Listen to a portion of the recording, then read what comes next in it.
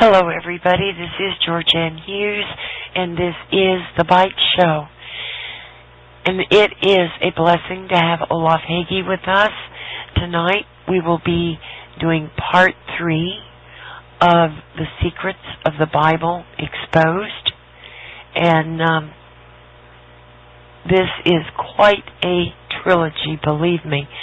And if you would like to help support Olaf Hage's work, and I hope you will, send some money orders to Post Office Box 427, Brunswick, Maine, zip code 04011.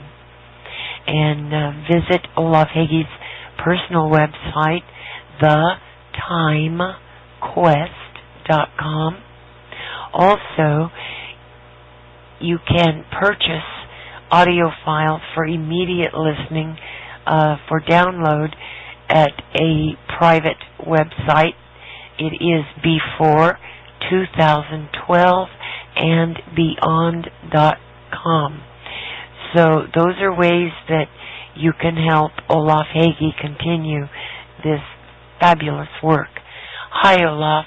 Hi, Georgianne. I should mention, by the way, you mentioned money orders. Obviously, people can send checks to the P.O. Box as well, and make them out to me, Olaf, O-L-A-F, Hage, H-A-G-E. Yeah.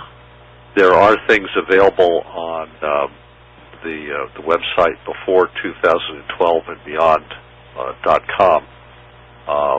Obviously, it's not my website. There are other things available there.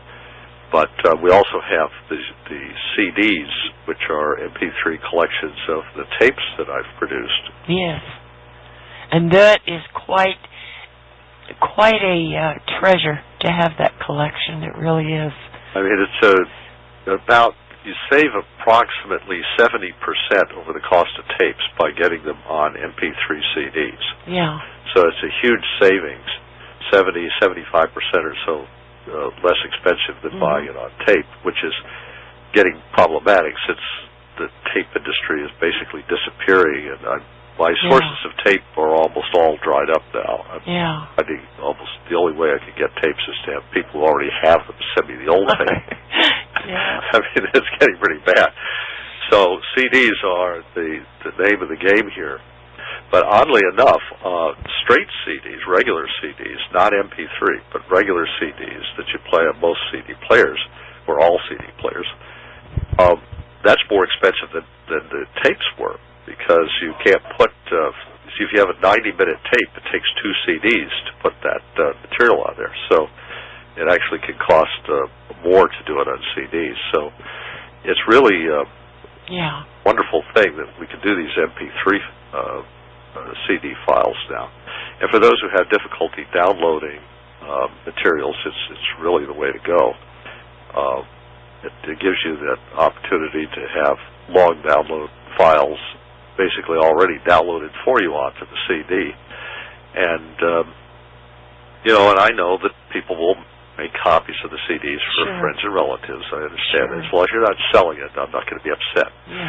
But it is a tremendous collection. We have about 12 hours on each of the MP3 CDs, and we're up to 20 of those so far, and there will be at least that many more to come. So that gives you some idea of how much material there really is, and still being produced, of course, but it's just endless. Every time I turn around, there are new discoveries to be made and new things that you had no idea were out there lurking in the data of history and science and so forth, just waiting to be discovered. So it just seems like an endless cornucopia. Anyway, in part 3 here of the Secrets of the Bible Exposed, I want to talk about the idea of Bible codes, because there's nothing, I guess, more secret about the Bible than hidden codes and designs inside the Bible itself. Now, we've been talking about something sort of hidden, I guess you could say, scythe, which is the design and structure of the Bible, and it was hidden because, well, to be blunt, the church rearranged the books of the Bible. That wasn't just the church. It was also done by the Sanhedrin back in about 285 or 280 BC when they were in Alexandria doing a translation for Ptolemy II, the Greek king of Alexandria, of Egypt at the time. And Ptolemy, he wanted, first of all, I think, the book of Genesis and the Torah, because that was the hardest thing for pagans to get their hands on to read. And they wanted that for the library. And it was a lot of tithed material there. The first half of the book of Genesis was tithed, and only the priests were allowed to study and read it. And Genesis as a whole was something that was simply unread by the average Jewish person. You could not just sit down and read it. When something was tithed, only the Levites were allowed to read it.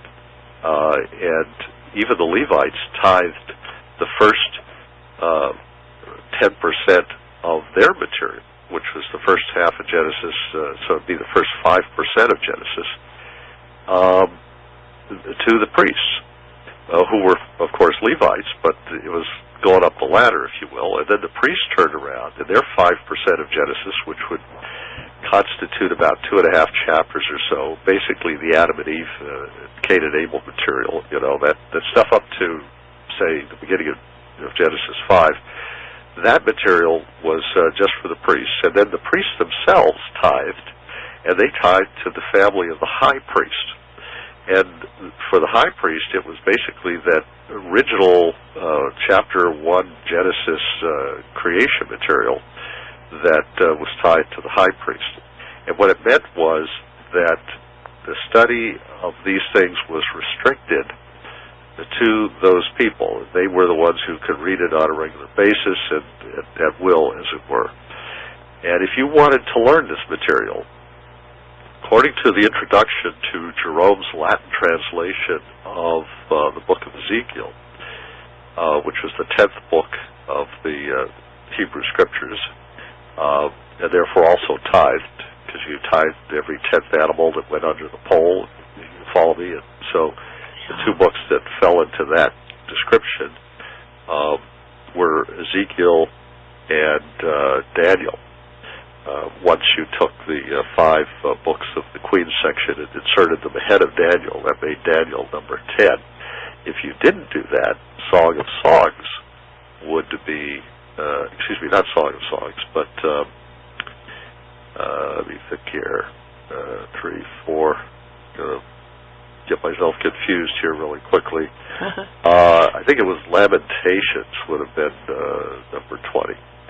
So, rather than have Lamentations tithed, they wanted Daniel tithed, because if you read Daniel, it actually says in there to seal up the book until the time of the end.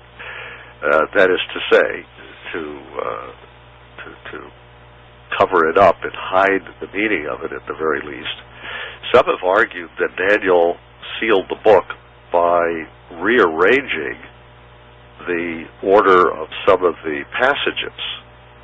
He couldn't take anything out or add anything to it, so the only way left to seal it was to disorder it.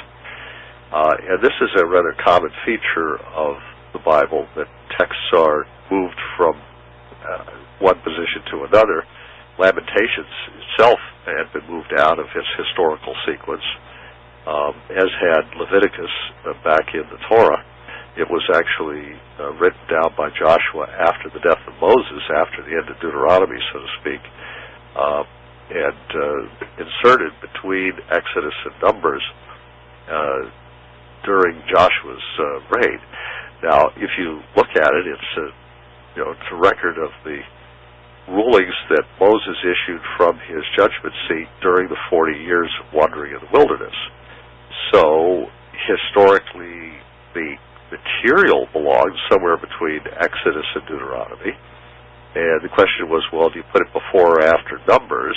And, that was kind of problematic because Numbers began with the Exodus and ended with Deuteronomy. It was the transition book. And technically the only place for Leviticus was somewhere in the middle of Numbers. And you couldn't do that.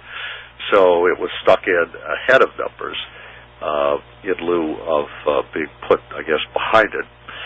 And so as a consequence, if you're reading in the first 5 books of the Bible, the historical flow is fine as you go through Genesis and Exodus, but when you hit Leviticus, all of a sudden you're kind of stumbling because Leviticus just seems to be suspended in time.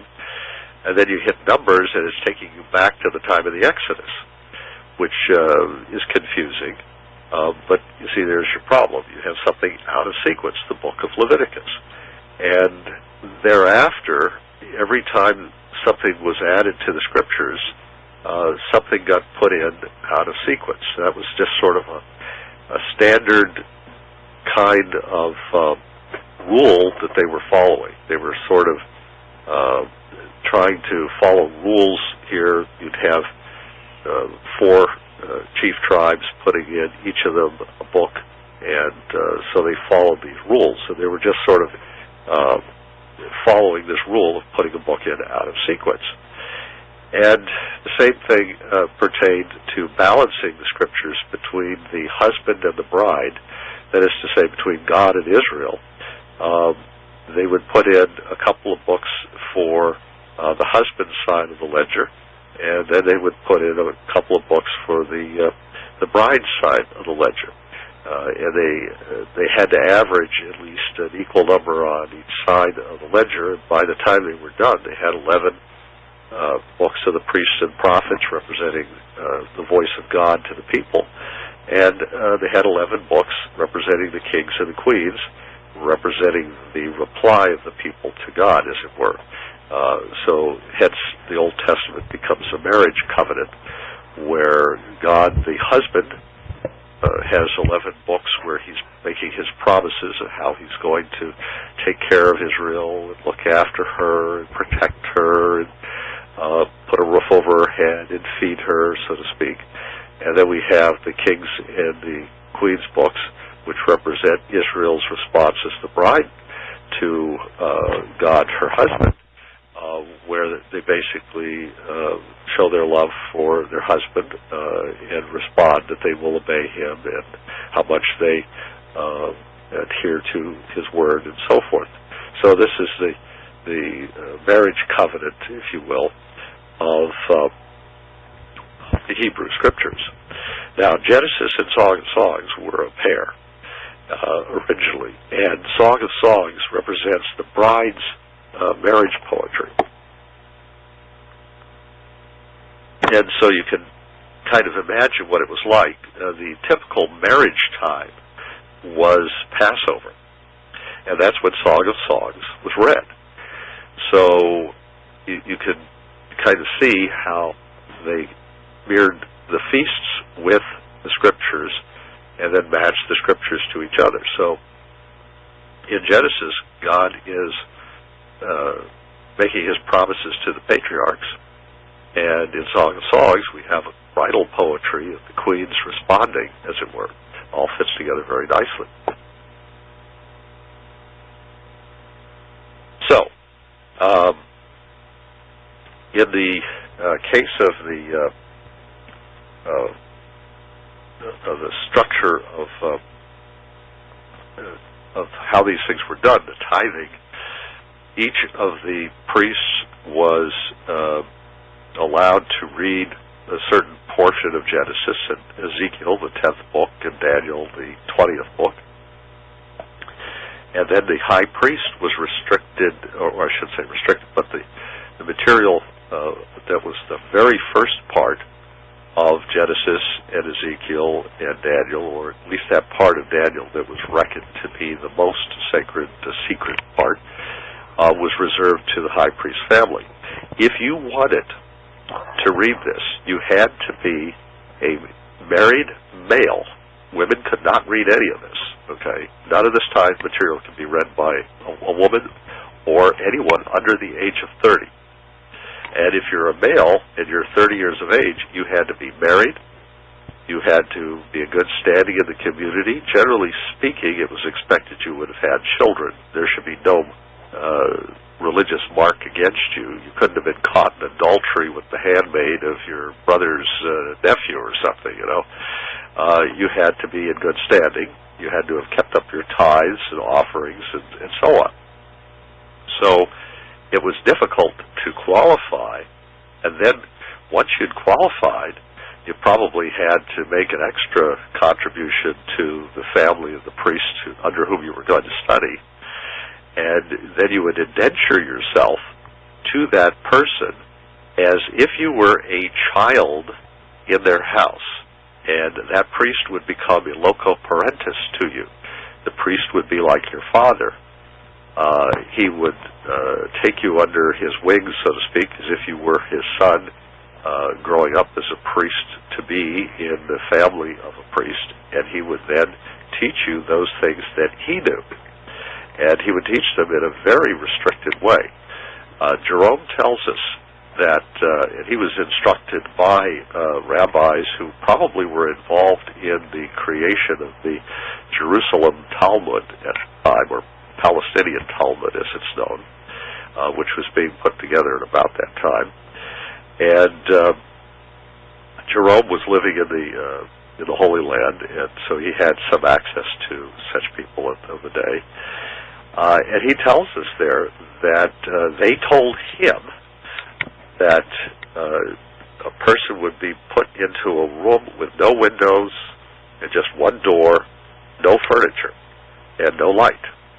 And the priest would whisper in his ear a verse, or partial verse, from the tithe scripture, and then the neophyte, the one being initiated into the secret, so to speak, would go and quietly contemplate and meditate upon these things without telling anybody, without talking about it. But he would quietly meditate on these things, and when he felt that he had gleaned from this verse its meaning and learned as much as he could from it, he would go back to the priest and he would say, okay, I think I got that one. And the priest and he would then have a conversation about it. At length, and this would be in that dark room again, and then they would go and share some more of the material. And this was a very slow process. Now, the reason the room had no furniture, no doors, obviously, was or except for the one door, and no windows, was so that nobody could eavesdrop on the conversation. They didn't want anybody else hearing it. And that's how secret this was supposed to be. Moses, in Deuteronomy 29, calls these the things secret, which are reserved unto God. And hence, therefore, the priesthood and Levi, who are God's representatives before the people. And he says the things that are revealed, that is the untithed portion of the Scriptures, the things revealed are given to the people of Israel that they might obey the law and do all the works of the law. So, in other words, you were told enough that you needed to know to do what you had to do. And the other things, the secret things, were things you didn't need to know in order to carry out the law. And technically that's true. But there is a problem here, and that is that the origin of the Sabbath, the origin of some of the ideas that underlie the law, where the law comes from, was in the tithed material. As Jesus put it, when he was speaking to the priests and the scribes and the Pharisees and so forth, he said, "You've taken away the key of knowledge, and you would not enter in yourselves, and you won't let anybody else get in either." So the key of knowledge was a reference, I guess, to this room that had a key that locked the door. And I assume they locked it from the inside, too. The idea being that you lock it from the inside so that somebody can't walk in on you while you're sharing the secret text of what is now, of course, available to everybody, of the book of Genesis or the book of Ezekiel or the book of Daniel. And so he's saying, well, you wouldn't let anybody else enter into the room either. You kind of locked the room and kept people out of the secrets. You kept people from finding out what the rest of the scriptures had to say. Now, of course, we don't have that problem because we have access to the Hebrew text of Genesis and Ezekiel and Daniel. Now, that is not the doing, however, of the priests. That's because scholars dug up the Genitza in Cairo and found a copy of the original Hebrew scriptures, an ancient copy that had been buried in the storage vault underneath the Cairo synagogue, and it was dated, they felt, to about the year 900. So it's about 1,100 years old at this point. And then we found the Dead Sea Scrolls, which gave us another insight into the original Hebrew text. So we had that. And it was from these that we were able to determine that the Hebrew scriptures, as they are found in synagogues today, are the same as the ones 2,000 years ago. There are, in the scroll of Isaiah, for example, they found 14 differences with the modern synagogue Hebrew text. 14. And basically it's 14 letters. In the case of the entire Old Testament, I see one report that the total number of differences was 169 letters. Think about that. 169 letters. And get this, that the differences in those letters, because the meanings of the words were decipherable even despite the errors in copying that had led to the 169 differences, that the meanings of the words were essentially the same. So that when you translate the text, you get the same, or you can get the same translation, even with those 169 letters that are different. And the reason for this is that in Hebrew, a lot of these similarities of letters, like the Hage and the Kaf, which are virtually indistinguishable from each other without a microscope, because of the tiny little gap that's supposed to exist in the Hage that's not in the Kaf. But if you look at the words, often the words that you get from changing that one letter are actually a very similar meaning, because in the ancient Hebrew, people had trouble reading these. They didn't have glasses then, remember, so they often made mistakes in reading them.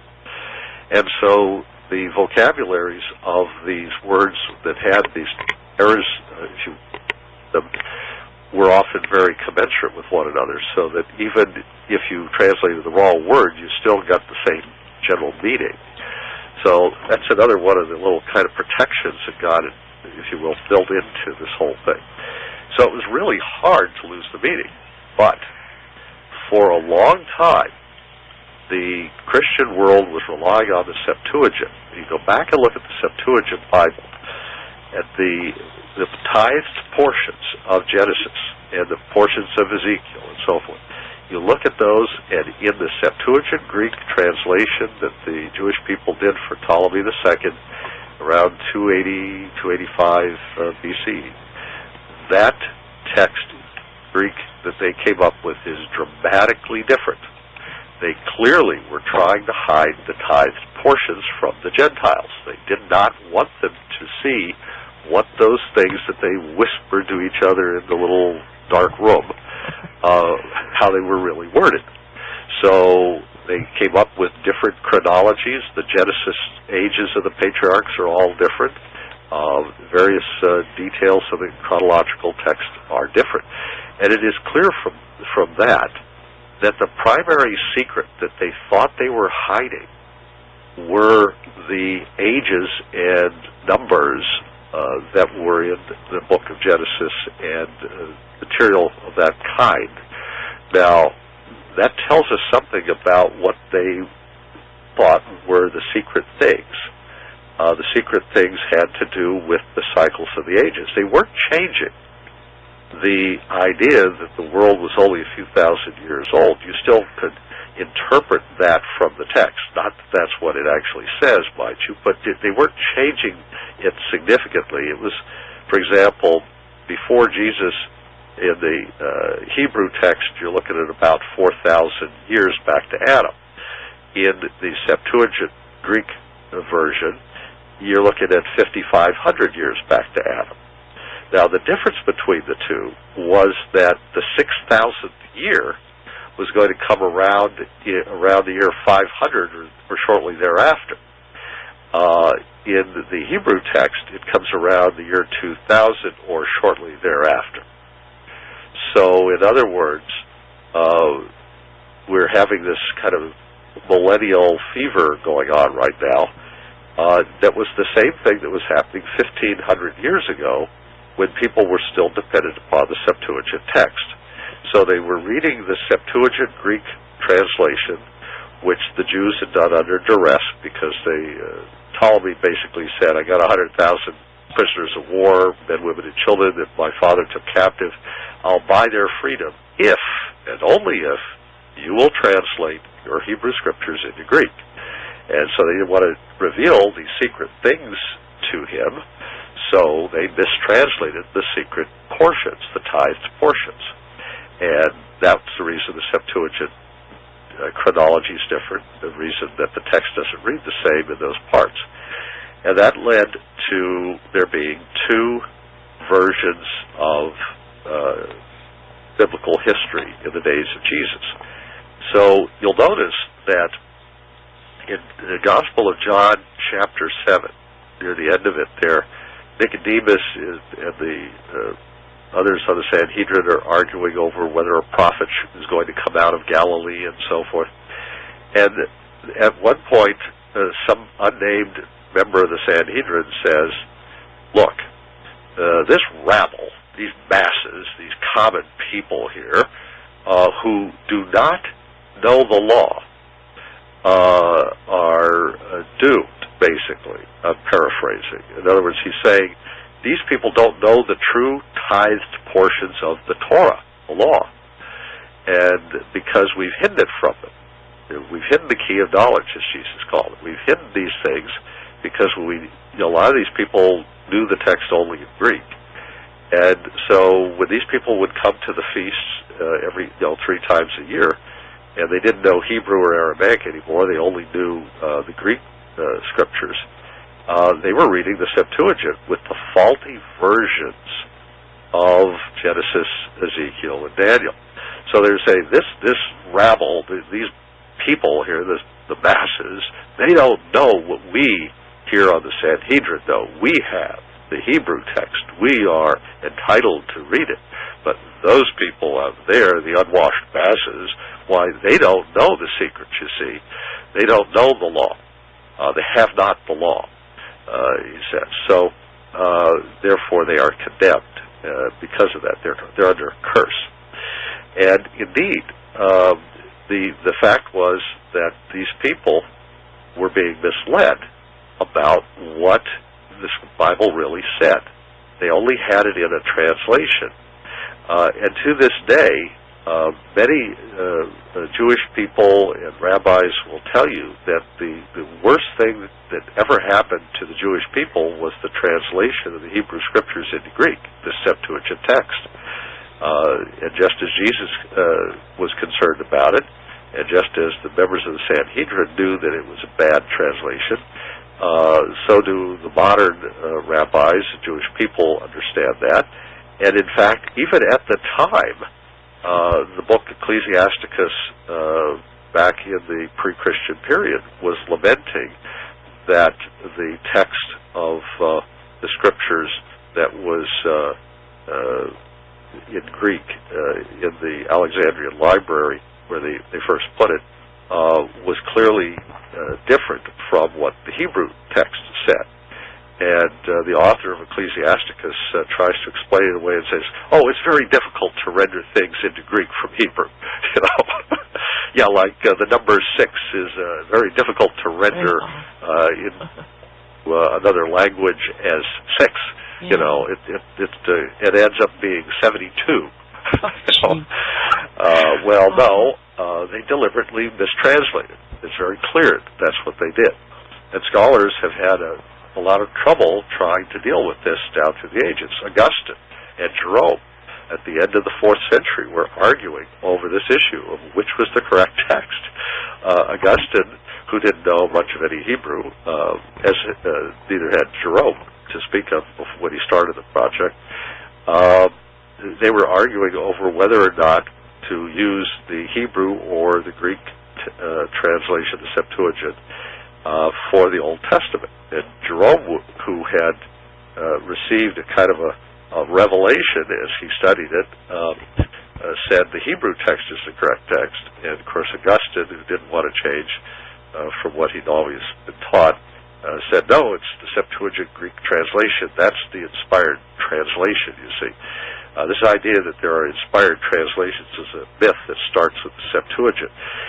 However, eventually, Jerome was able to convince Augustine he was in error, and by the time Jerome died, which was well before Augustine died, Augustine acknowledged that he was correct.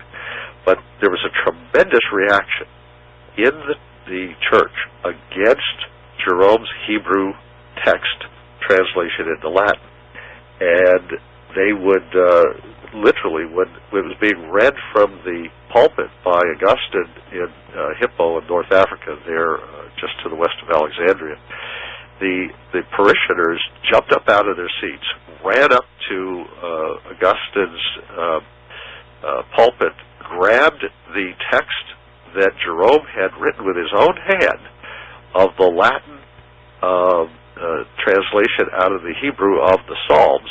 You'd think that was uncontroversial and rather tame. Grabbed it out of Augustine's hands and tore it to pieces. That was a rather popular activity in the 4th century. We have several accounts where the parishioners or the people in the audience jump up and go to the podium and grab whatever somebody's reading and tear it up. See, you do that today and you'd have a damn SWAT team out there. Yeah, it's very different today. Nicaea, when the Arian bishop Eusebius of Nicomedia, as contrasted with the other Arian bishop Eusebius of Caesarea, when the local bishop who was introducing the council meeting at the beginning of June of 325, and he's standing up there and he's reading his introduction, and he's known to be an Arian.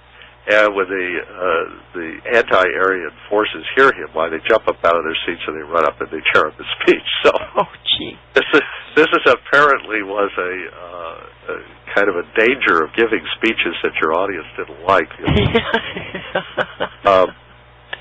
I like the idea, actually.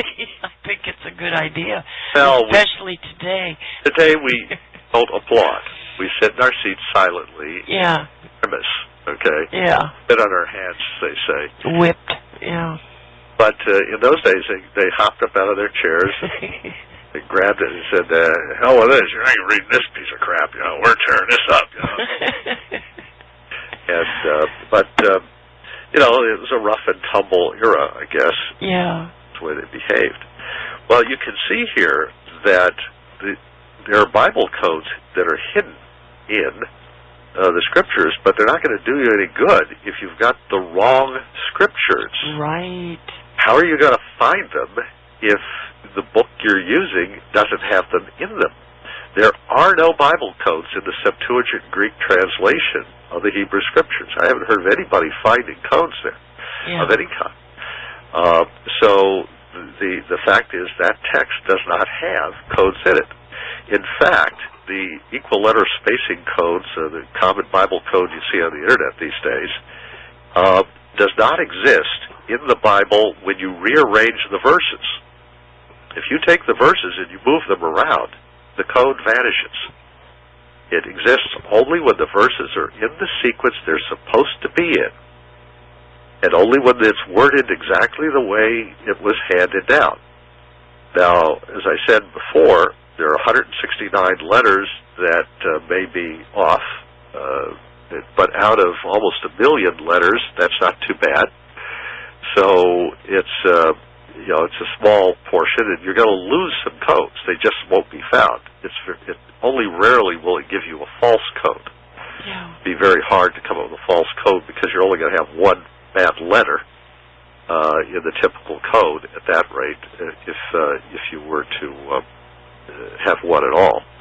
So the Bible codes based upon the Hebrew text as originally preserved and handed down are the only codes that could actually produce meaningful results. And we've got proof for that. There was a book called Cracking the Bible Code by Dr. Jeffrey Satinover. That's Satinover.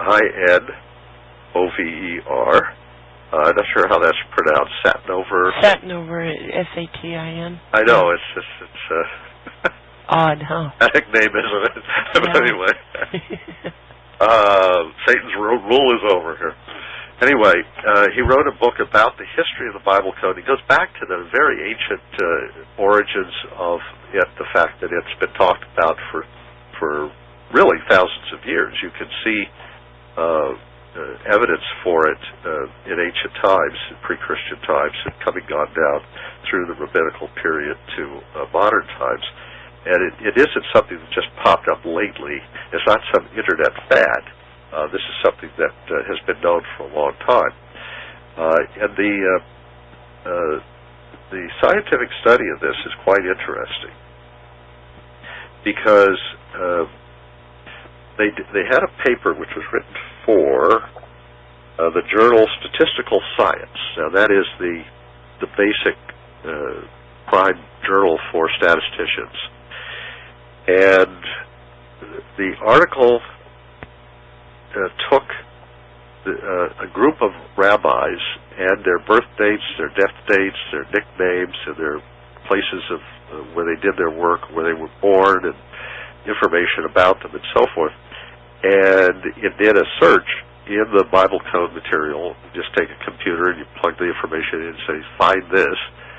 And it looked for the answers and found them in local matrices where the material would cross at each other part of it. In other words, so that the guy's name would cross the city where he did his work and intersect it, and his nickname would intersect the city, and his birth date would intersect his name, and that kind of thing.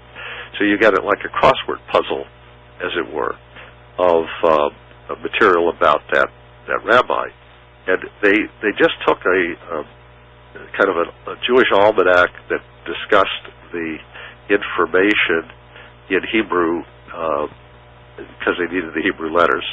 And they took that information out of that book and just took at random a sample of names. And I think they took 15 names or something like that.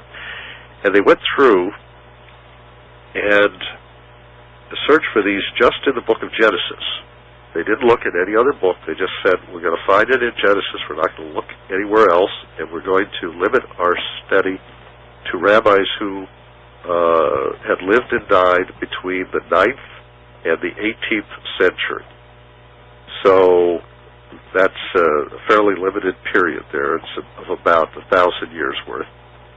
And all of those things had to be in there. Now, one of the reasons for them doing this is because it said here that one of the great rabbis in question had said this, that the details of every person and of everything that happened to him from the day of his birth until his death was encoded in the Torah. In other words, that this was a belief that had been handed down by the rabbis from ancient times. That statement, I think, goes back 1,000 years itself. But these things had been known for a very long period of time, and they wanted to test this idea. So these statisticians, who started out pretty conservative people, I mean, they weren't some kind of flaky guy. I've got their qualifications in here somewhere in this book, but they all have multiple PhDs and all kinds of great qualifications. They're not just anybody. They're some of the most premier people in the field, actually. And so they sat down and they ran it through the computer. Now, normally, these journals, these scholarly journals, would publish something if there was only one chance in 20 the results happened at random. In other words, there's a 20-to-1 odds that this was not a chance occurrence. Okay? So you may say, well, that sounds pretty good, but when they search for secret codes in intelligence and espionage work, when the National Security Administration goes looking for secret messages hidden in enemy communiques, that kind of thing, they look for a 1 in 3 signal level. So, in other words, that there's just a 1 chance in 3 that this thing is not by random chance. So that's a pretty narrow range there of possibilities, because you're looking at it's almost 50-50 at that level that you're going to have a message that isn't really there. So in espionage, we try to err on the side of catching every possible hidden, secret, coded message that the enemy might be communicating. So 1 in 3 is just below the level of chance, you see. Whereas in statistical journals and scholarly research and scientific papers, they normally look for a 20-to-1 chance that this can be just a random effect. All right. Now, but in the case of this particular research, to see if these names and all this biographical, I should say, information about the rabbis, Maimonides, Nachmanides, Rashi, these guys, I mean, they're fairly famous rabbis, but to find this information all encoded in Genesis in a tight little matrix and so forth, which they could statistically measure in terms of how far apart these codes were from each other and so forth, to find these like this, according to the editors of the statistical journal, they decided that they had to make this stuff a little more challenging. They set a standard of 1 in 1,000. Okay, so in other words, it had to be demonstrated that there was only 1 chance in 1,000 that this was a random occurrence. All right, and that's by professional statisticians examining it. Okay, now the actual results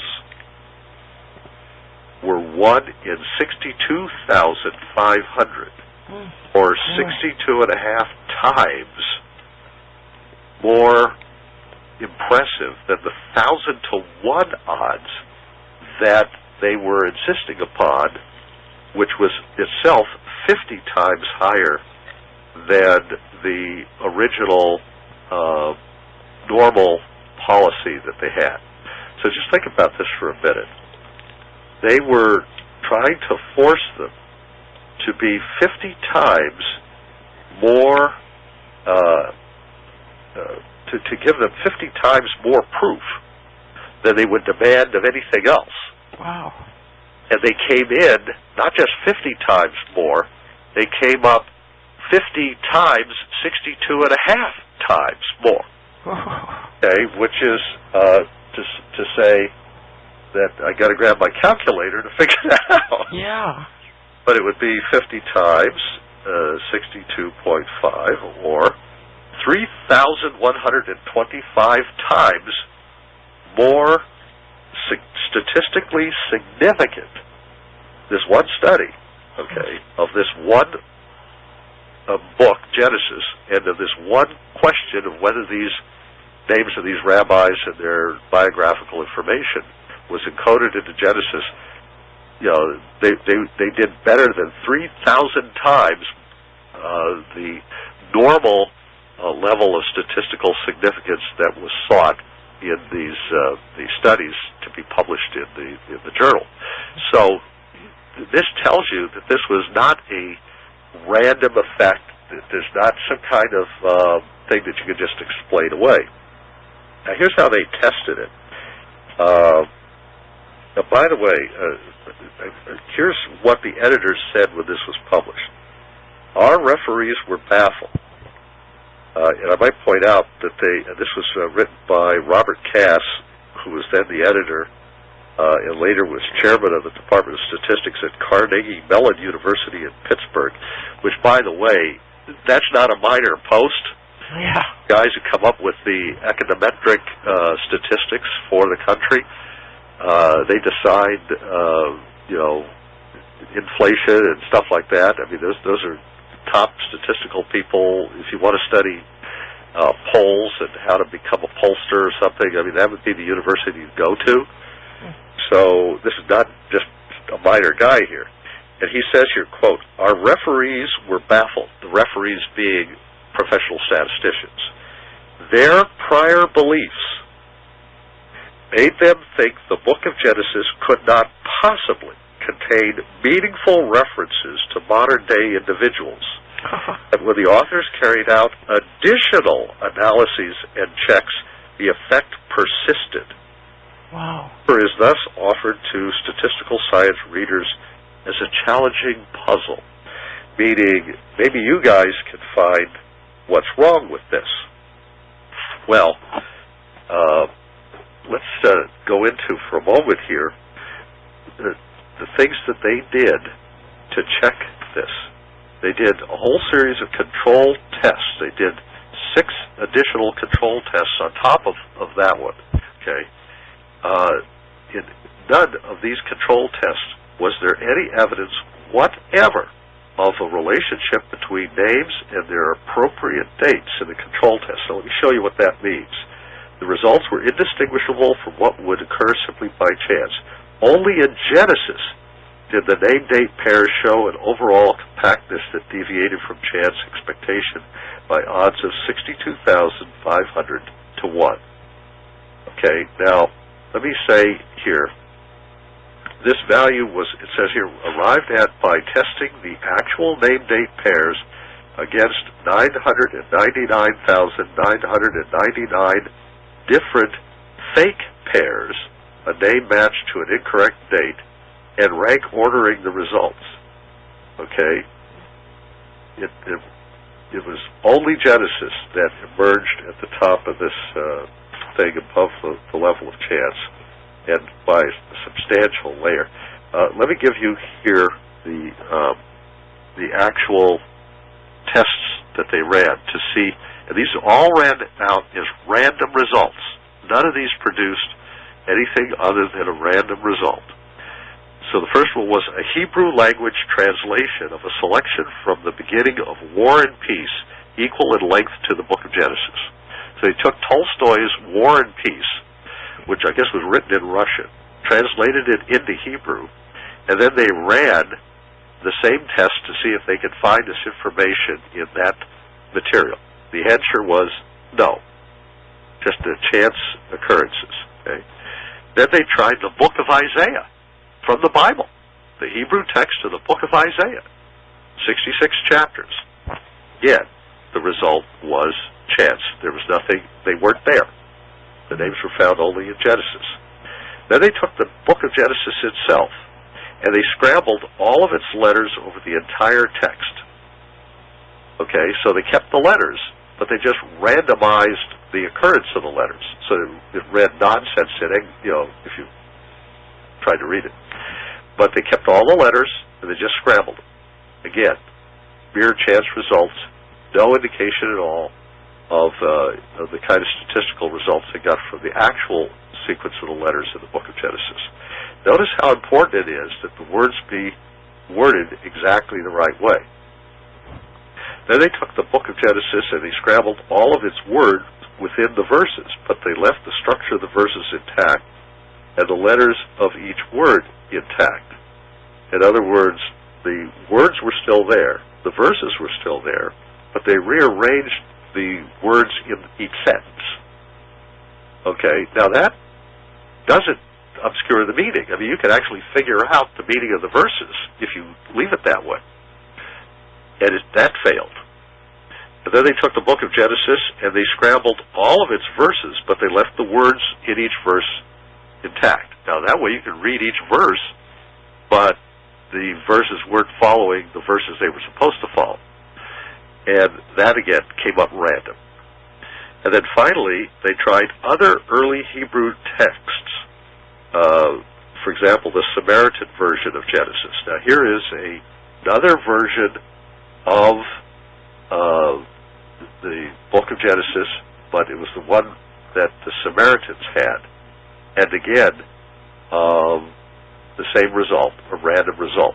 Only the actual Hebrew text of Genesis, as handed down and carefully preserved, was able to produce the results that they found here of 62,500 to 1 occurrence beyond chance, where they had all this material about the rabbis encoded and so forth. So clearly, the presence of the Bible codes in the correct text of Genesis works, but it doesn't work when you try any other method of producing the codes. So it shows that the wording of the text and the way it's worded, the sequence of the words, the spelling of the words, is crucial to producing the result. And that's a very important point, that it can't be produced unless you do it exactly the right way. You try anything else, you fiddle with it, and you are going to screw it up. You can't change it.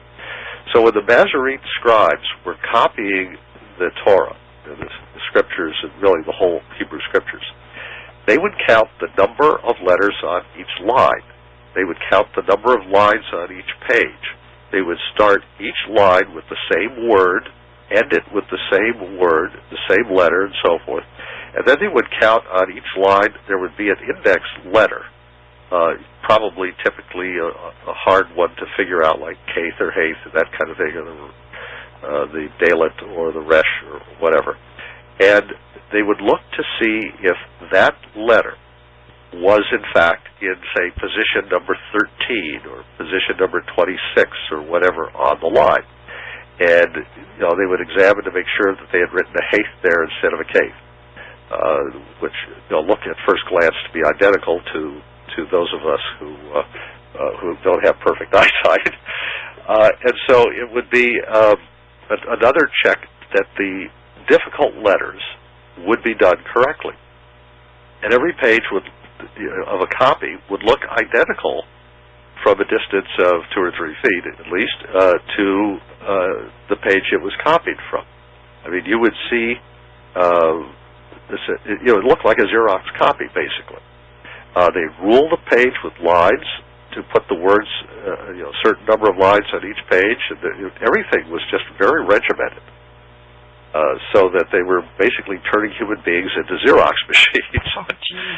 And that was the method of copying the text from pretty much the beginning of Christianity till the invention of the printing press, when, of course, it became really easy to make exact copies. So occasionally, a letter would get lost, but that produced only 169 differences, apparently. And these were just one letter, and they were typically letters that were easy to mistake for another letter. So the text was preserved intact extremely well. If it had not been, we could not have the Bible code. The Bible code is actually a proof of the preservation of the text down through the centuries, showing us that this is the accurate text. But the material in question, in the case of these rabbis who lived after the year 900 A.D., was not in existence, and these are future events that were encoded in the book of Genesis, just as you find it, for example, among the Dead Sea Scrolls. 80% of the manuscripts that survived among the Dead Sea Scrolls are texts of the Bible in some form or another, including some Septuagint versions and some, Aramaic renderings and commentary material and so forth. But it's just basically most of that material is Bible material, and almost everything that you would want to have preserved was preserved. So, as a result, we can go back and we can say, well, here's the text that existed, and that text produces Bible codes that predict events that didn't happen for centuries later. Now, that's pretty shocking stuff. Yes, it is. Okay? This has caused a revolution in Judaism. The Jewish people are going back to the Bible and back to Orthodox Judaism in amazing numbers, considering that the trend had been away from Orthodoxy. It's now toward it. There's been a reversal of the decline of Orthodox Judaism. And people are quitting their jobs and moving to the Holy Land and taking up residence over there to study the Bible full time. That's the kind of thing that's going on. And when I say quitting their jobs, they're not quitting jobs as a waiter in some greasy spoon diner. They're quitting jobs that are paying them hundreds of thousands of dollars a year as top people in their fields with PhDs and stuff, and going to the Holy Land to do this work. Which means that we've got some brilliant minds now working on the Bible. And it's not, I don't want to criticize the kind of people who've been studying the Scriptures, say, here in the United States at certain Bible colleges I don't want to name, but let's just say that it's a step up from where we've been. Well, Olaf, a lot of the Christians, especially ones that are not, they're not deeply steeped in higher knowledge, look upon the Bible codes, ooh, that's evil. No, it's not. It's not evil. I'm going to prove to you where the good guys and the bad guys are. Yeah. Okay. Good. I had forgotten about this if I had read it, or I must have missed it or something. But on page 21 of his book, Cracking the Bible Code, Dr. Satinover says this. Now, this is I'm reading without permission here, but you got to hear this to understand what was going on here. Now, he's Jewish, by the way, so he's not looking for codes about Jesus in the Hebrew Scriptures. That's not where he's coming from.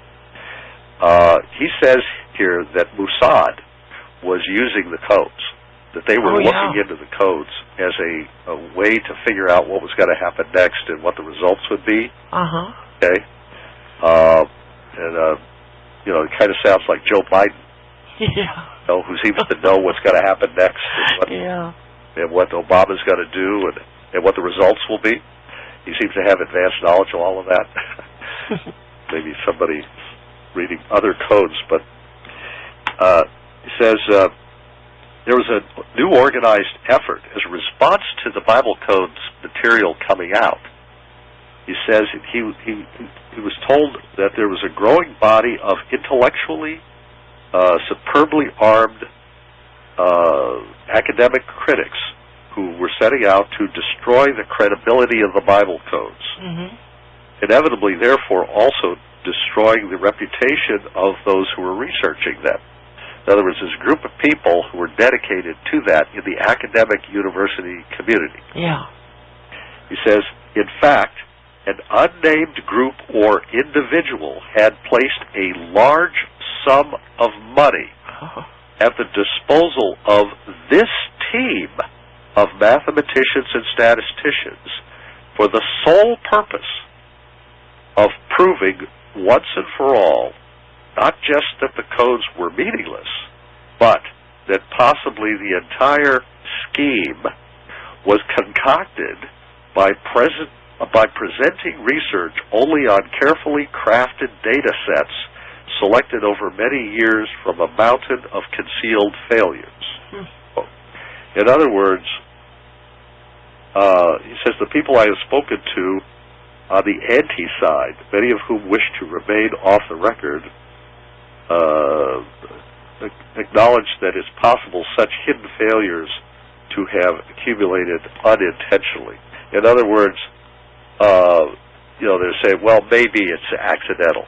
But the point is, they're out not only to try to discredit the Bible codes, but to discredit Bible code statisticians and researchers. Right, right. And they are going to try to accuse them. They're going to try to find some way to accuse them of faking and falsifying this information. Never mind the fact that an awful lot of these guys started out as atheists and agnostics. Right. They were drawn into this whole process and got into it trying to do this very thing, discredit the Bible codes, and ended up becoming the big Bible code researchers and supporters. Yeah. And going back to Orthodox Judaism, their original faith, or the faith at least of their ancestors. So again, a lot of this is coming out of Israel, but it's also coming from the United States as well.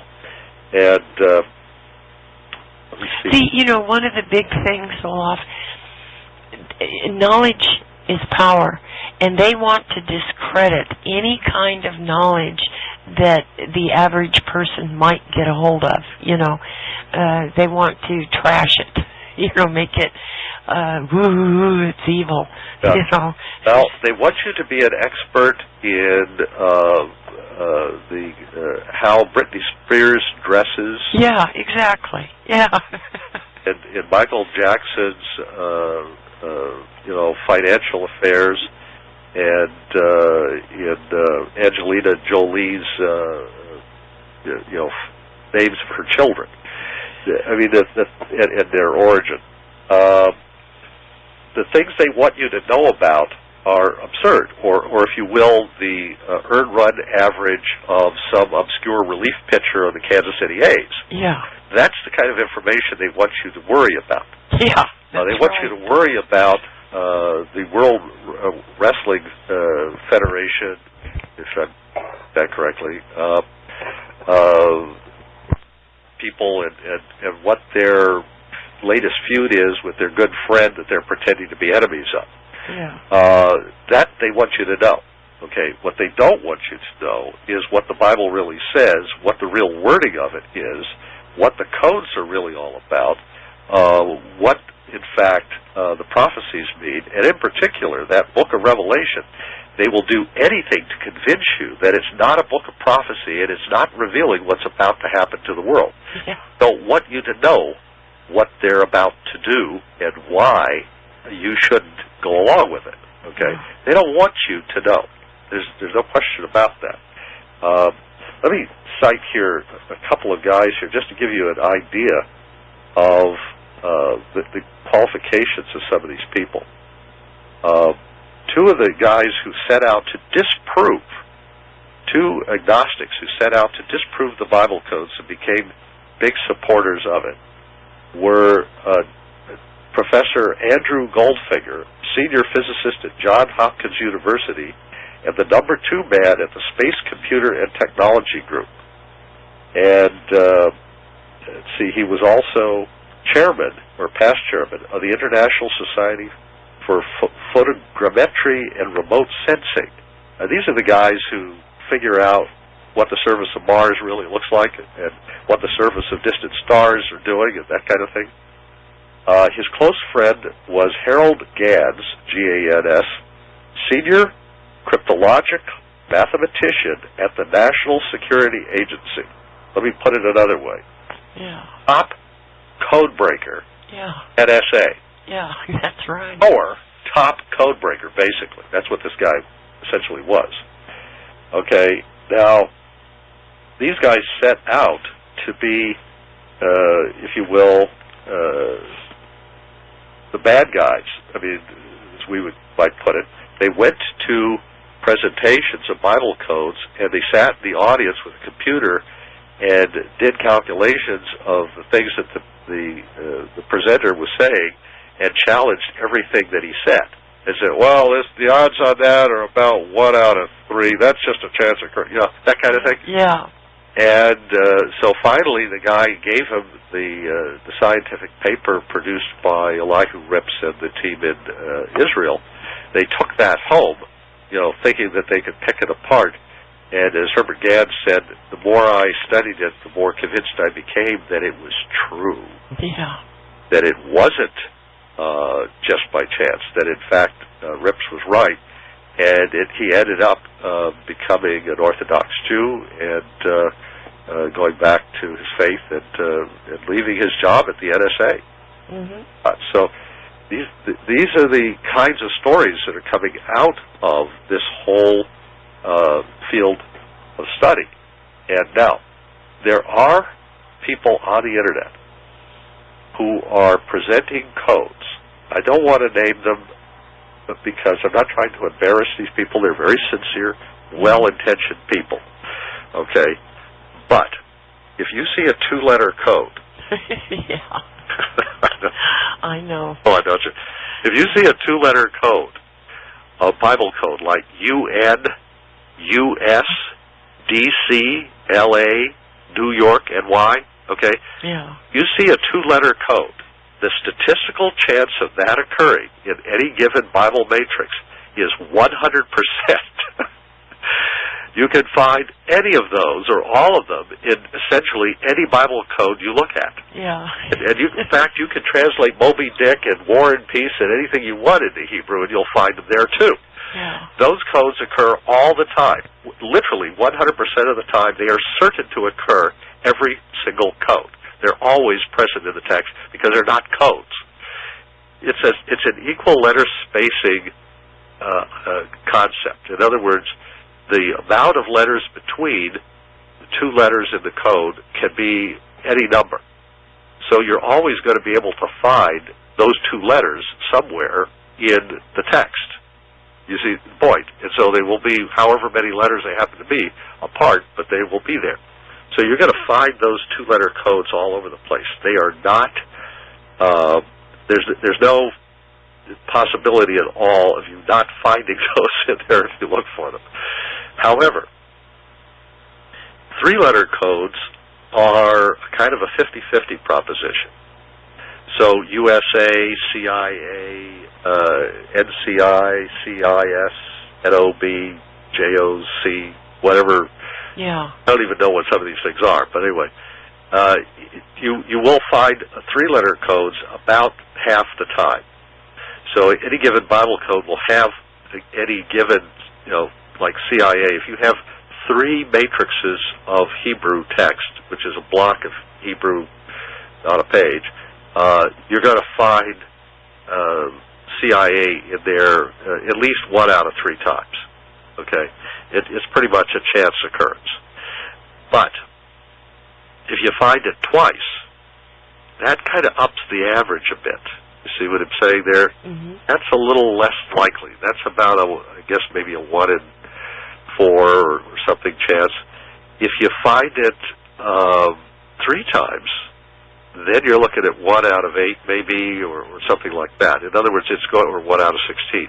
It's going to become less and less likely that it's a chance occurrence if it occurs more and more frequently.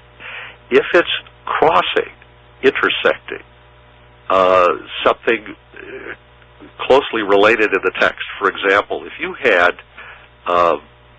just to cite, I'm not saying this is real. Warning, this may not be true, okay? Yeah. Disclaimer time. But let's pretend that you had a Bible code that said, John F. Kennedy, Dallas, Dealey Plaza, Lee Harvey Oswald, okay, and then crossing Oswald's name 5 times, you had CIA. Yeah. Now, he was a CIA operative, according to the findings that have since been released. But I'm not saying there's a code like this. I'm just simply saying, if you had that, then the CIA thing in there might be significant. That might be meaningful if you had enough of them to rise above the level of random chance. But normally, 3-letter codes you should be careful of, too, just as you do with 2-letter codes. But the other thing that you've got to watch out for is gaps. Let's say you have a code and you've taken chicken soup and you've taken aspirin and it just doesn't go away, okay? And that, sorry, you have that matrix on the page there, and it's nice and tight, and then there's a word that you'd like to relate to it, like, let's say Central Intelligence Agency spelled out the long way, okay? So you go over about half a page away with nothing between them connecting them, and there is Central Intelligence Agency, way off to the side. Not necessarily connected. Yeah. And generally speaking, Bible codes are connected codes. They literally touch each other or cross each other. Yeah, they're actually in physical contact. They're matrices. They're like crossword puzzles. And, you know, you can have things that are off to the side. But if they are, then there will be something about that that will be significant. For example, it will start on the same line as the key material in the code. And it will end on the same line as another key part of the code. So if you have a horizontal word, and then you have a vertical word going through it, and the top of the vertical word coincides with that same other word that's off to the side, and the bottom coincides with the horizontal word, and it's not too far away, yeah, there might be something going on there, especially if later on you find something that connects the two together. Another word that bridges the two of them and ties them together.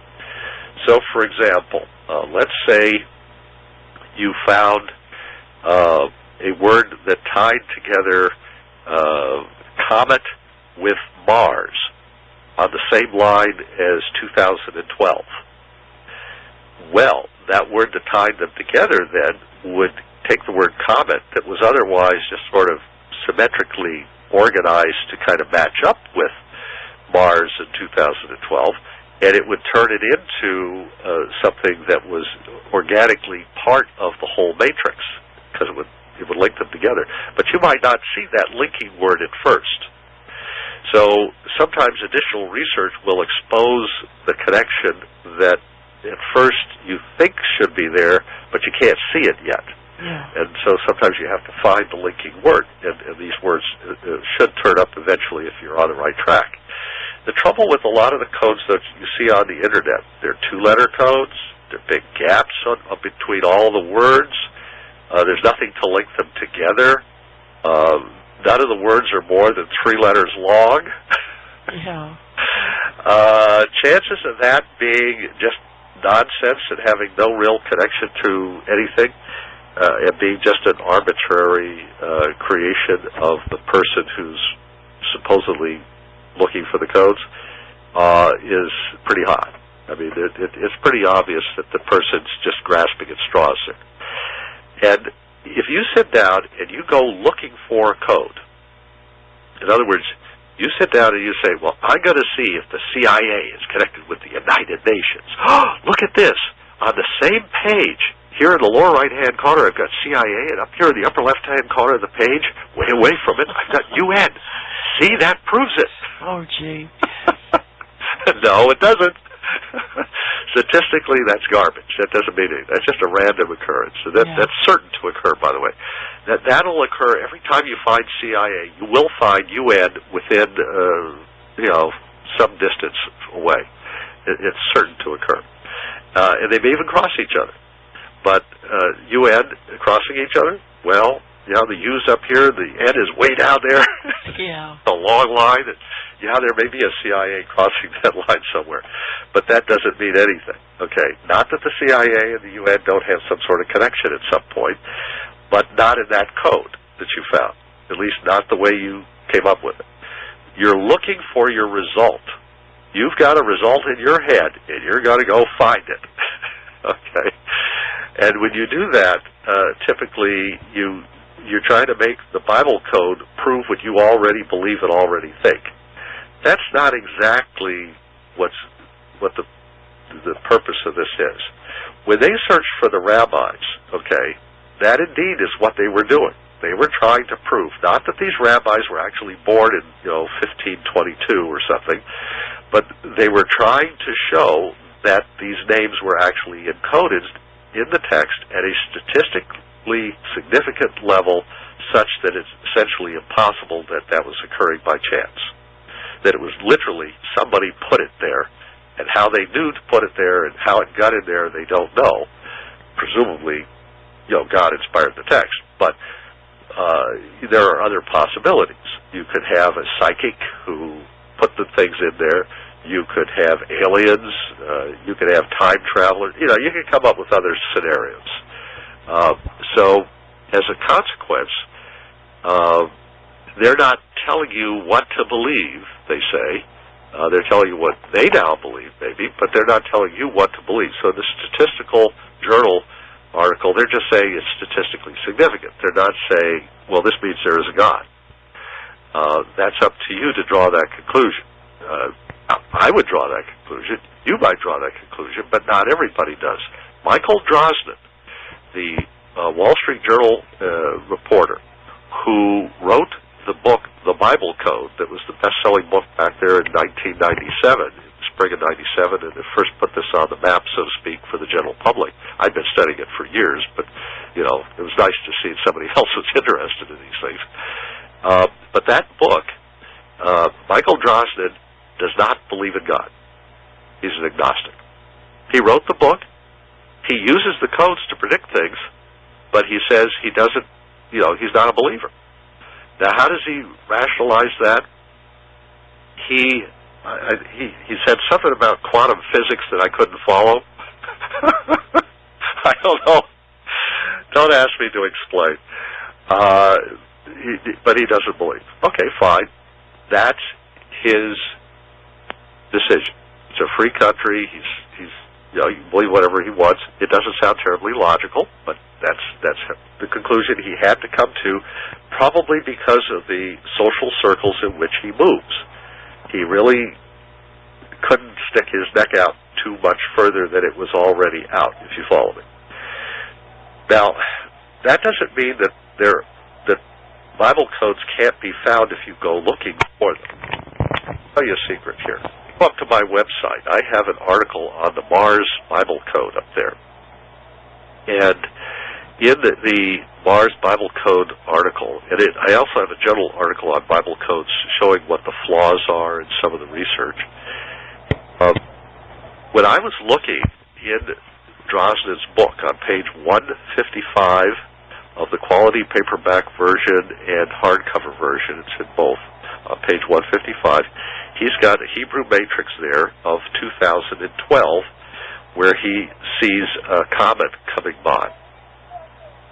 When I looked at that particular text, I noticed when I looked at the section where 2012 was located, I noticed that the letter immediately to the right of it, I think it's a bait, if my memory is correct, and then the next letter over is a sheen, and it looks like a little W if you don't know your Hebrew.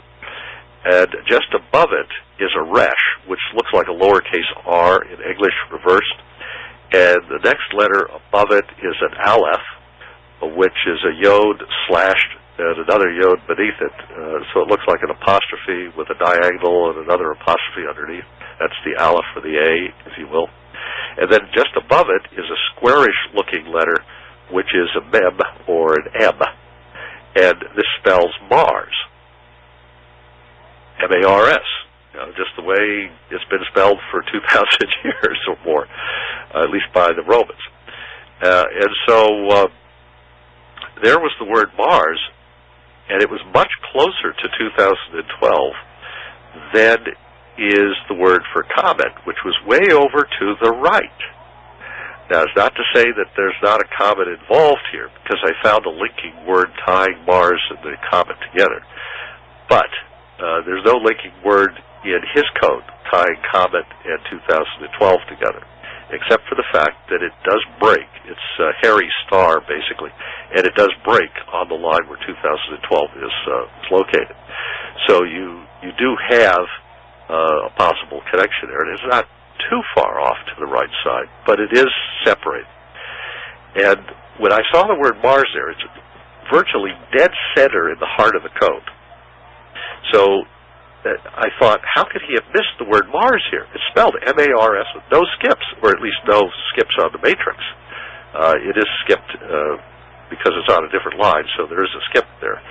But it's literally stacked vertically, M-A-R-S, and with the S being on the same line with 2012. And I thought, gee, that's an amazing code. Now, I asked the code expert, who knows a lot about Hebrew and the calendars and stuff. I said, the code date here, when it says 2012, what time frame is it really covering? And he says it's covering from September of 2012 to September of 2013, meaning that the time frame for this code covers everything from basically the end of summer of 2012 all the way through to the end of summer of 2013. So whoever gets elected president in 2012 and his successor both are covered there. It's covering the different Congress that would be elected before and after that election. It's covering, a broader period. And people look at it and they think it's just December 21st, 2012. No, December 21st is not there. It's not telling us the date. At least nobody so far is saying what the day would be. It's indicating a time frame, a period of a year, starting toward the end of 2012 and continuing till toward the end of 2013. That's a broad period of time, and a lot can happen during that broad period of time. Now, the word Mars, where the Aleph is located, intersects the word for Eretz, or earth. And Ha-Eretz, or the earth, intersects Mars, and the Aleph, which is a third of the earth, is intersected by Mars, or if you will, is cut off by Mars. So a third of the earth is taken away, as it were, by the word Mars in this period from 2012 to 2013. Now that tells us the possibility that we're looking at Revelation 8 being fulfilled, because Revelation 8 talks about a cosmic event where things are raining down on the earth from heaven, and objects are hitting the earth. A star called Wormwood hits the fountain of the waters, and a mountain falls into the sea, or something like a mountain falls into the sea. So it sounds like big objects are hitting the earth. A lot of fiery meteors and hail is falling from the sky. And it says a third of the day was kept from shining, and a third of the night also. And so that, in effect, the length of the day was cut short from 24 hours to 16 hours. That sounds like a shortening of the 24-hour day to 16 hours by the passage of a massive body, a moon-sized, planet-sized body, close to the Earth. Something really big comes by the Earth, and the result is that the length of the day is shortened by speeding up the rotation of the Earth. Sort of like the Harlem Globetrotters, when they spin up a basketball, they got a balance on their fingertip, and they make it spin faster and faster. Well, they're brushing the outside. Well, a gravitational tug of a passing object can spin up the rotation of the Earth if it goes by retrograde on the sunward side of the Earth. So if the object's between us and the sun, and it passes by us in a retrograde fashion, or we overtake it, then that could, if it's massive enough and close enough to us, that could result in the spinning up of the rotation of the Earth. So this is apparently the kind of phenomenon being described in Revelation 8. Now, if you look in Revelation 12, it talks about a war in heaven, and then immediately after this it says, their place was no longer found in heaven, referring to Satan and his angels. Well, the traditional place of Satan and his angels in Jewish mythology and legend is Mars. So their place, Mars, is no longer found, at least in its location previously, in the heavens. And if it goes on the inside between the Earth and the sun, it would have fallen from its place in the heavens. You see the point here. So that certainly would be consistent. And then it says that Satan is very angry, he comes down to the earth, knowing that his time is short. Now there's, there's about 20 different places in the Bible where it talks about the shortening of the days, the shortening of the time at the end of the age. So here's another reference, is Satan knows that his time is short. And that would mean that if the earth is spinning faster, then the prophecies can run out quicker, and so he's angry because he's now got a short time to do whatever it is he's allowed to do. So that would be consistent with that interpretation as well. So we've got some indications there. We go back to the book of Ezekiel, chapter 28, and there it talks about Tyre, which is another ancient name for Mars, by the way, and it talks about the king of Tyre, which everybody understands to be Satan, and his kingdom is on Mars, so that fits exactly. But you'll notice that in Ezekiel 28, his place, it says fire comes out of the midst of him and destroys him in the sight of people on the earth, and it rains down ashes upon the earth, and he is no more forever. So there's this destruction occurring to Satan and his kingdom, that is the planet Mars, prophesied to occur in the book of Ezekiel, and it's witnessed by people on the earth who have some of the debris raining down upon them. And that certainly matches up with Revelation 8 and Revelation 12. Then you have Jesus in Luke 21 talking about the end of the age, and he talks about the rising, the falling of the seas, the roaring of the seas, and depending on which version of the text of Luke you're looking at, and it says, the text of Luke that you're looking at, and it says that there will be signs of the sun and the moon and the stars. We're talking about planetary or cosmic events. On earth, distress of nations, the rising and falling of the seas, or the roaring of the seas. And then he says, and men's hearts failing them for, and then the Greek wording is actually for phobos, coming upon the earth, for fear. What is coming upon the earth is the way it's rejuggled by the translators, because it didn't make any sense to them that fear was coming upon the earth. They couldn't figure out what that meant. So they rewrote the text to make it sound like they were dying of fear because of what is coming upon the earth. Well, obviously, something cosmic above, out in space, is coming toward the earth, and they are dying of fear in anticipation of it. But literally what Jesus is saying is that Phobos, which is a moon of Mars, is coming upon the earth.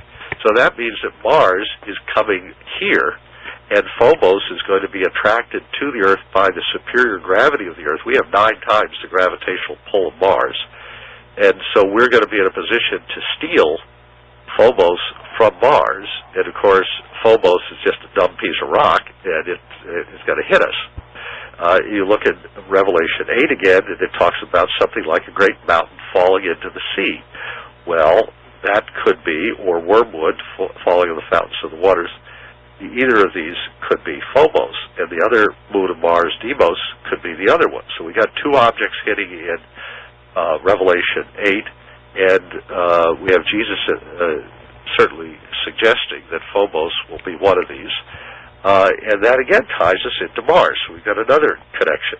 In Job 18, there is a prophecy about a candelabra and a tabernacle or a tent, and it's talking about two of the candles being extinguished.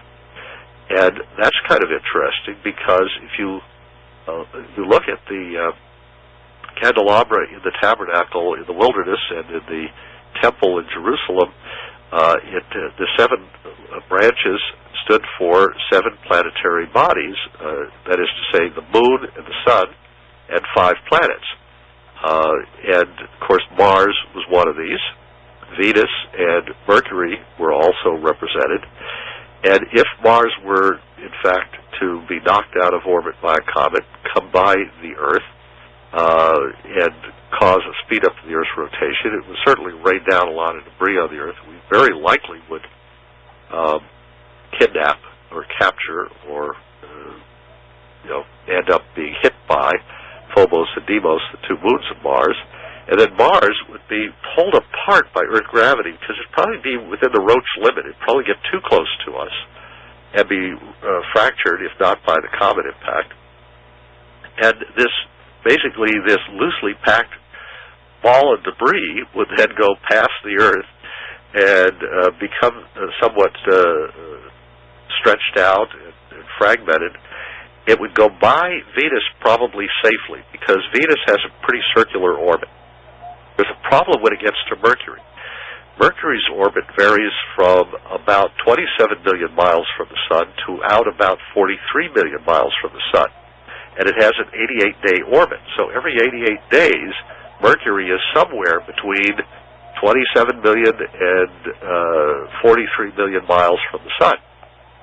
So as a result, as Mars falls in toward the Sun, it begins to run into this passage of Mercury, which basically is a big cannonball. It's a big iron ball. It's like the core of a planet, as opposed to a normal planet. The outer surface of it was stripped away when, in my view, it hit the Earth and created the moon originally, but whatever interpretation you like to give to all of that. But anyway, Mercury, therefore, is going to run through the debris from Mars over and over and over again, and the chances of a direct collision with the core of Mars is very high. With that many revolutions of Mercury around the Sun, and with the erratic nature of Mercury's orbit, there's a pretty good shot that it's going to certainly impact some of the debris, if not the main body of it. Now, that's going to slow Mercury down in its orbit, and it's going to very possibly cause both Mercury and Mars to fall into the Sun. If that were to happen, in other words, if all of these prophecies come true and the Bible code is correct, then all of this stuff will end up with Mercury and Mars essentially being knocked out of orbit, and both of them eventually, at some point, being captured by the solar corona's heat to the point they just vaporize or fall into the Sun directly. Now that's going to create a problem, because they have a lot of iron content. Mercury and Mars are rich in iron. And you put that iron into the Sun, and even though it's a relatively small amount compared to the total mass of the Sun, it's a lot of iron for the Sun. When stars get excessive iron in them, they do bad things. They flare up, they nova, the fusions can be interrupted. All kinds of bad stuff can happen to a star that gets excessive iron in it. And so it's possible that swallowing Mercury and Mars could give our Sun conniptions of some kind. I can't tell you exactly what will happen, other than looking at the prophecies, but clearly something bad's going to occur. The prophecies indicate the Sun is going to be black as sackcloth of ashes, and the moon is going to shine like blood red in color, and that implies something happening to the solar spectrum. So the solar spectrum is going to move toward the infrared, and that would mean that it's been disrupted in some way. So all of this information is consistent internally. You can relate all of these different prophecies to one another, and there are others as well. But it all adds up to one bottom line, that when you're looking at a Bible code and you see a single word there that nobody else seems to have noticed, it may change the whole meaning of that code from a simple comet hitting or passing by the Earth, which is what Drosten thought it showed, to something far more devastating and interesting, if you will. Well, in Job 18, it mentions that 2 of these 7 candles, doesn't say which 2 they are going to be eliminated, but it does indicate the 2 candles have something to do with evil. They have something to do with, some sort of demonic spirit, or if you were thinking of them as the angels associated with the planets, these would be the bad angels. And the 2 angels that represent Mars and Mercury are Satan, or Shamael as he's called in the Hebrew tradition, and Raphael. And these 2 angels both are, if you will, banished from the Scriptures in their original names. Shamael and Raphael are not found in the text. They were cut out of the Bible or blotted out and not allowed to be used in the official text. Now, they are found in other writings, but you see the point here. They were considered condemned for various reasons. Most people are pretty well aware of why Shamael or Satan was condemned. Satan means the adversary and the opponent. The other angel is considered to be the angel of death. And because God is going to put an end to death, the angel of death is also put an end to. You notice that we're also told that prophecy will cease, that there will come an end to prophecy, that when Christ returns and he's with us, there's no need for prophecy anymore, since you have, if you will, the spirit of prophecy with you. And so, since Raphael's also considered the angel of prophecy, when death is no longer significant, no longer a factor, neither will prophecy be a factor. So there's no need for the angel. He has served his function, or at least his planet has. And we're told that the last enemy to be overcome is death. So again, you have all of these passages which kind of consistently fit together in describing the situation. And it's kind of strange to realize that verses scattered all over the Bible that may have made no sense at all to people, or they may have been puzzled by, begin to make an awful lot of sense when you take that one little additional Bible code word, M-A-R-S, Mars, and start feeding it into all of the rest of the information that you have. Now notice here, the Bible code pops up a word, and then you try to figure out, why is that word there?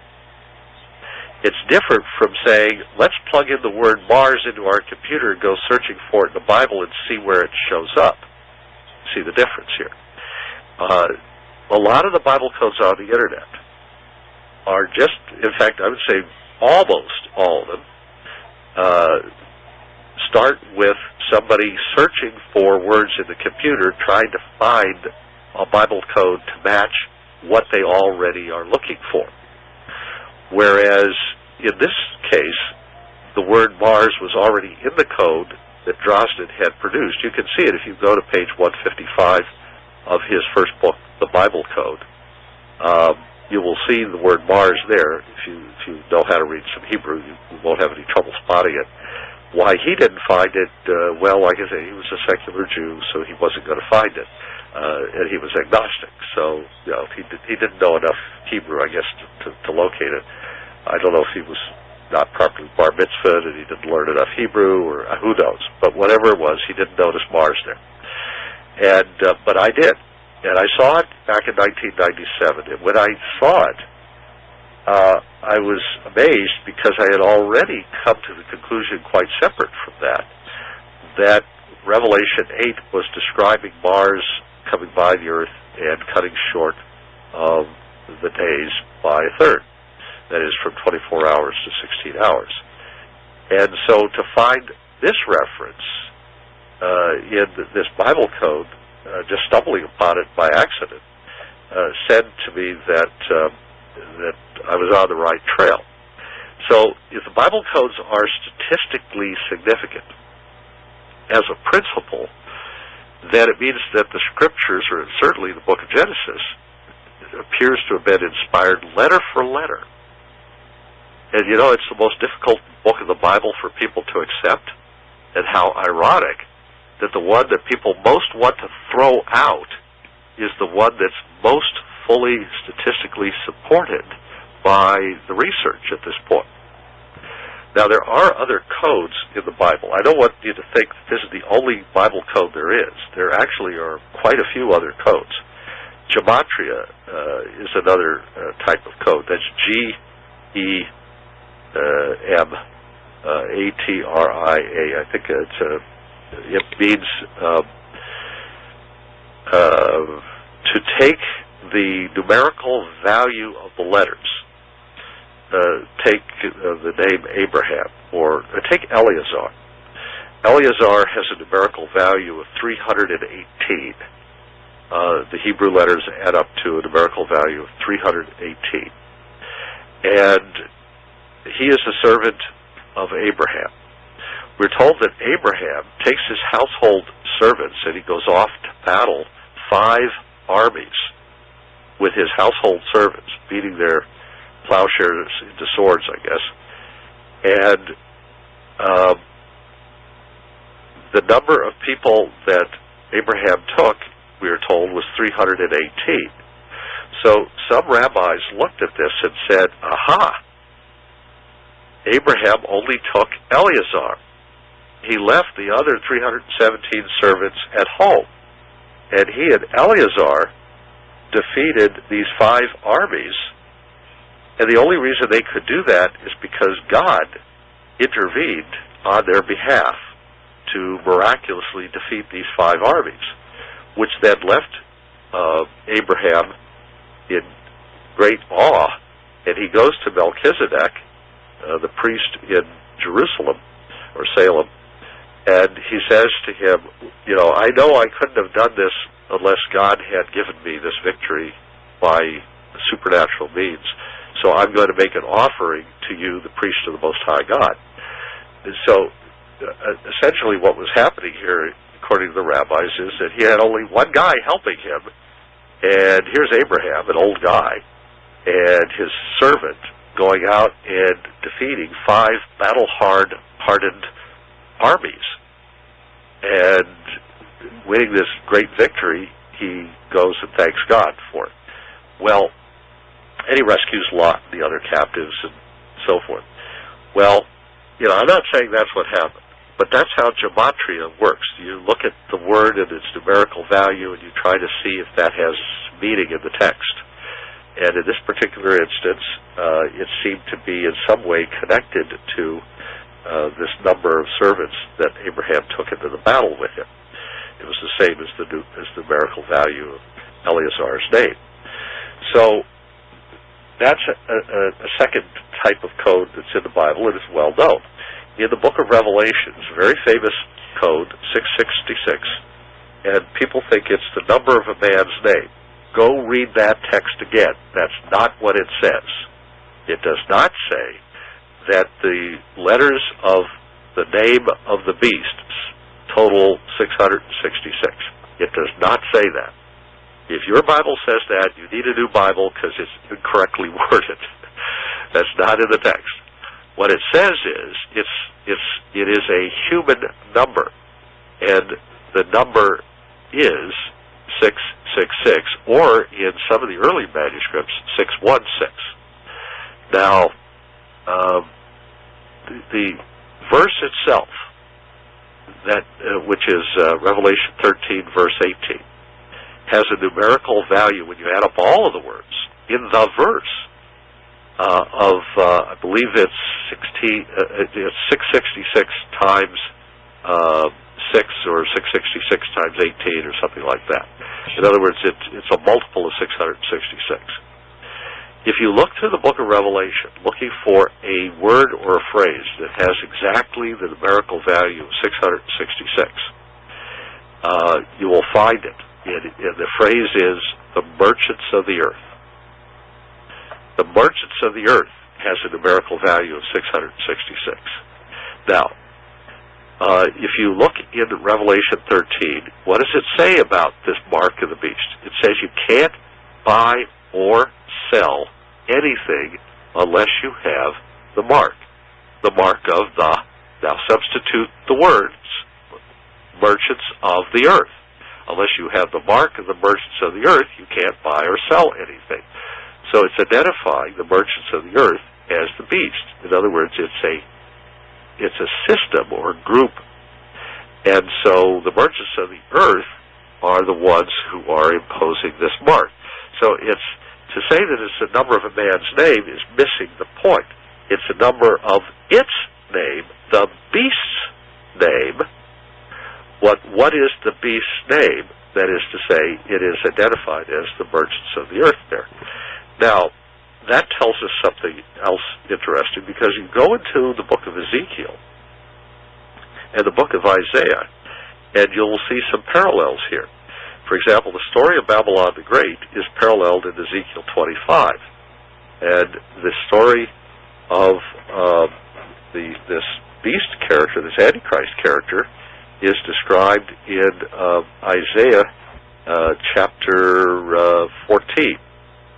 And it talks about this man who's called the King of Babylon, who thinks in his heart to ascend above the clouds, up into space, among the stars, amongst the heaven of God, and to go up there above the cloud cover that you see, and to set up his throne on a mountain. Well, now wait a second. He's an earthling. He has children here on the earth, it says. They build cities, and this guy is going to go up into the heavens, and he's going to set up his throne on a mountain up in the heavens. In other words, on another planet or on the moon or something. He's going to set up a throne up there. Well, there aren't too many places you can do that. If you put a throne on Jupiter, it'll sink down into the clouds and be crushed by Jupiter's gravity at some point. If you try to set up a throne on Titan, a moon of Saturn, it will catch fire because it's all methane. If you set up a throne on Enceladus, it'll sink through the ice. If you set up you see the point here. That's another moon of Saturn. If you set up a throne on any of the outer planets at the present time, it's just frozen mush. So you set up a throne on Mercury, it's going to be incinerated. The sun will literally just burst it into flames. You set it up on Venus, it'll be crushed by the atmosphere of Venus, which is extremely high pressure, and it is sulfuric acid, which will dissolve it. So that's not going to work. In fact, there are very few places in the heavens where you could set up a throne. Mars is the best place to do it. It has an atmosphere, and it has a stable surface, and, where you can actually set a throne up, unlike the mushy surface of the outer planets. So you could set up a throne on Mars. And it says you've got to be cast down for this place. And obviously Mars is destroyed. That's exactly what would happen. Well, you go to Revelation 13, and it says the throne of Satan on Mars is transferred to the beast. There you go. Olaf, we need to go to a part 4 so people be able to download this file. All right. Well, I just wanted to conclude then by saying that when you're looking in these codes, if they don't intersect with the biblical passages and meaning of the Bible, or if they don't get searched for in a way that's statistically significant, and look at all the trouble they had to go through to prove the rabbi search, then you can't really be sure you're really looking at a real code.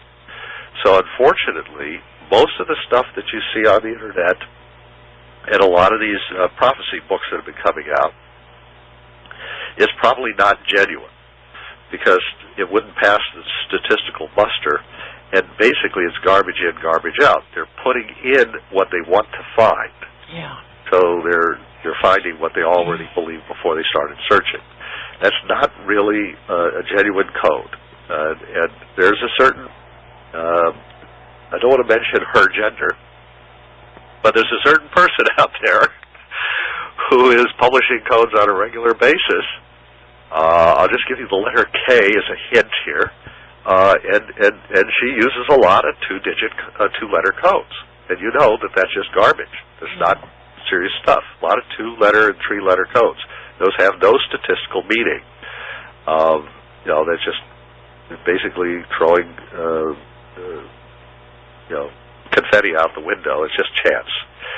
So you've got to be careful of the codes. What they prove is that God inspired the literal, word-for-word, letter-for-letter text of Genesis if they prove anything in the context of Christian or Jewish faith. Beyond that, you've got to be careful. You've got to be careful. If you're going to prove something else, you better find evidence elsewhere to tie it in with whatever you think you found in the codes, is in the case of the Mars code here that I've been describing.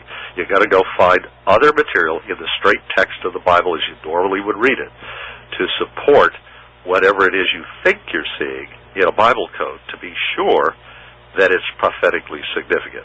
You can't take a Bible code and use it to overturn or contradict what the plain text of the Scripture has already said. Right. Very important. And we got more to say about this, which we will do. We're going to do a part 4. Everybody, go check out the timequest.com. That is Olaf's private website. Also, before 2012 and beyond.com. There are wonderful There's audio a lot of stuff files. about Mars. Yes, exactly. There's wonderful files there that you can pay for downloads. You can purchase whole sets, and believe me, they're well worth it. The people who run that website have been very nice to me, and please, I know they got a PayPal link up there, and some people are afraid to use PayPal. If you can possibly bring yourself to do it, order some stuff from them by PayPal. You can subscribe to my CDs and walk you right through all the Mars stuff and a lot of other Bible material. Or if you really just simply can't stand to do that, you can order from me, and I can go ahead and produce these things for you. But I prefer that people would order through them because I take longer to do it. And I don't have fancy labeling like they have. I just use a magic marker to label the CD, so you don't get as much information about the length of the file and the number of the file and stuff like that. So, you'd be better off ordering through them if you can possibly find a way to do it. That would be the way to go. But I will accept your checks or money orders, and I do have the masters of the CDs to duplicate that if you really have to go that route. But the best way to do it, to get the best copies right away. I mean, the sound's going to be the same no matter what, but the best labeling and everything, and to get it quicker, you would order it through them, through their PayPal link. Okay, this is Georgianne Hughes with Olaf Hage on The Bite Show. This ends part 3 of the Secrets of the Bible Exposed, and God willing, Olaf and I will be back. God bless you all for listening. Yes. Good night, everybody.